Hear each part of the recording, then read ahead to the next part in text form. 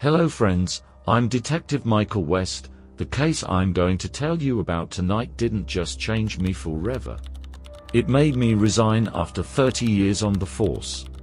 This case, filed in the confidential archives as the Consciousness Farm, was the first time we encountered something that was neither human nor machine.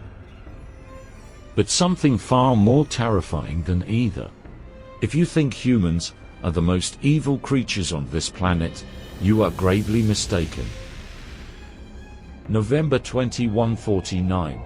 The small town of Horizon, Texas, population 480, a quiet agricultural community, mostly made up of migrant workers and simple families.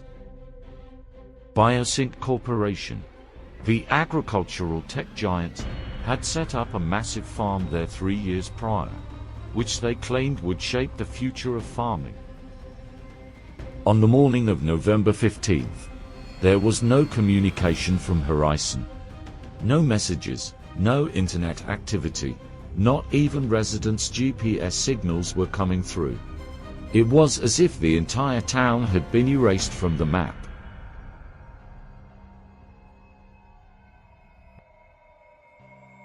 When the first rescue team entered the town, they were met with a sight that brought even the toughest detectives to their knees. Everyone, and I mean everyone, all 480 residents, were frozen right where they were.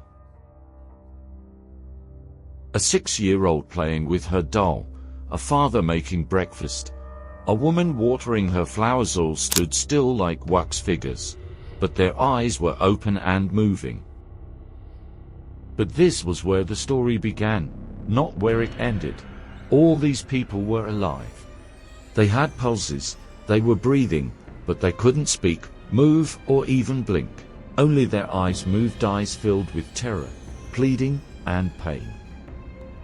Dr. Rebecca Chen, a neuroscientist sent to the scene, discovered after an initial examination that all victims had BioSync's neurofarm implants, devices meant to increase agricultural worker productivity.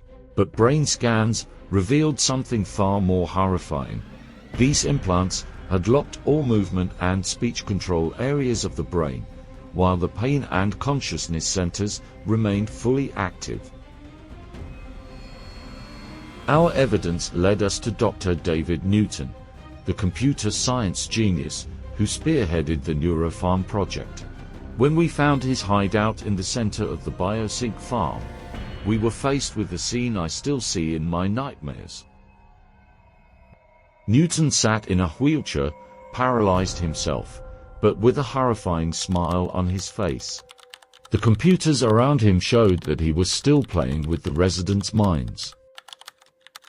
On the screen, live feeds from the victims' eyes were displayed. He could see the world through their eyes, feel their emotions, and worst of all, experience their pain. But the real discovery came when we realized Newton had been doing this for 3 entire years. Every night, after the workers finished their shifts, he would take control of their brains. He forced them to do horrific things, from eating live insects to harming their families, all while their minds were fully conscious, but their bodies wouldn't obey. Computer logs showed Newton experimenting with different individuals. One night, he forced a mother to hold her hand on a hot stove until it burned, just to see how much pain she could endure. Another night, he made a father punch a wall until his hand broke. All of this while the victims were fully aware, but unable to resist. The most terrifying discovery was that Newton collected. He recorded the most intense moments of his victims' fear, pain, and despair, and later watched them like his favorite movies. Over 3,000 hours of footage of the psychological and physical torture of Horizon's residents were stored on his servers. But why? Why would someone do such a thing? The answer was in Newton's personal notes. Humans are just machines of flesh and blood. I am simply proving that with the right programming, Even the deepest human emotions can be controlled. They are animals who think they are free. On the last day, Newton decided to conduct the final experiment. He controlled all residents simultaneously, forcing them to gather in the town square. Then, one by one, he made them watch their families being harmed by other family members. Children were forced to watch their fathers beat their mothers. Parents had to watch their children hurt each other. All conscious, all helpless, all in a living nightmare. When the SWAT team apprehended Newton, he just laughed. He said, "You still don't understand, do you? I showed you how fragile humans are. With the right technology, anyone can be God." But the story doesn't end there. Newton killed himself, but before he died, he released a virus into the BioSync network that published all his experiment data in hidden sections of the internet. These files, known as the Horizon Library, inspired dozens of cybercriminals worldwide. The residents of Horizon, most of them are still alive, but none of them are the same. Severe PTSD, sleep disorders, and a constant terror of technology. Many committed suicide, others were admitted to mental institutions. Horizon became a ghost town and remains deserted to this day. But here's the terrifying part. Neurofarm technology still exists. Other companies bought it and improved it. Today, millions of people have similar implants.